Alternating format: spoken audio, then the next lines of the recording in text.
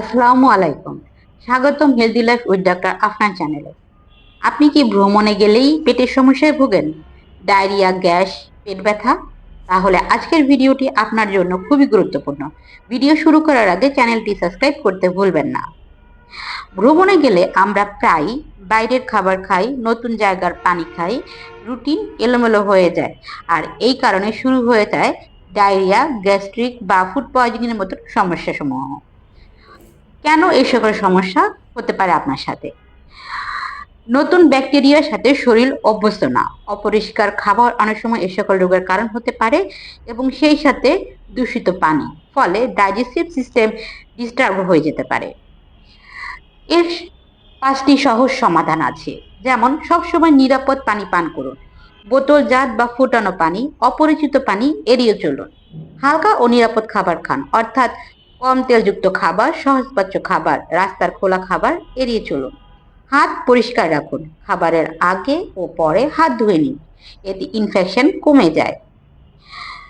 Juice গ্রহণ করুন অথবা ফল, যেমন দই অথবা লেবুর পানি, বা আপনি যেই সিজনে বাইরে যাবেন সেই সিজনালি ফলটাকে অবশ্যই নিয়মিত করার চেষ্টা করবেন। এতে গাট ব্যাকটেরিয়া ব্যালেন্স রাখতে সাহায্য করে। রুটিন মেনটেন করার চেষ্টা করুন, অর্থাৎ সময় মতন খাওয়া ও ঘুমটাকে প্রায়োরিটি দিন।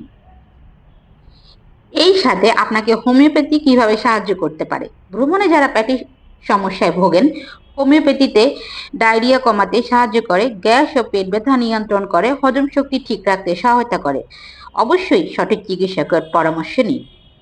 এক্ষেত্রে ফুড সাপ্লিমেন্ট আপনাকে কিভাবে সাপোর্ট দেবে? ফুড সাপ্লিমেন্টে আছে ভিটামিন সি, প্রাকৃতিক জুস ও ফাইবার, আপনাকে শরীরকে শক্ত রাখে, ইনফেকশন থেকে রক্ষা করে।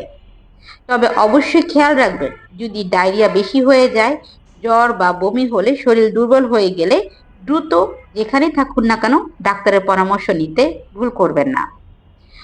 পরিশেষে আপনাদেরকে বলবো, ভ্রমণ উপভোগ করতে চাইলে পেট সুস্থ রাখা খুবই জরুরি। এই ছোট ছোট নিয়ম মানলেই আপনি থাকবেন নিরাপদ আর সফর হবে আনন্দময়। ভিডিওটি যদি ভালো লাগে লাইক দিন, কমেন্ট করুন এবং healthy life with doctor Afnan চ্যানেলটি সাবস্ক্রাইব করতে ভুলবেন না। সুস্থ থাকুন, ভালো থাকুন। আল্লাহ হাফেজ।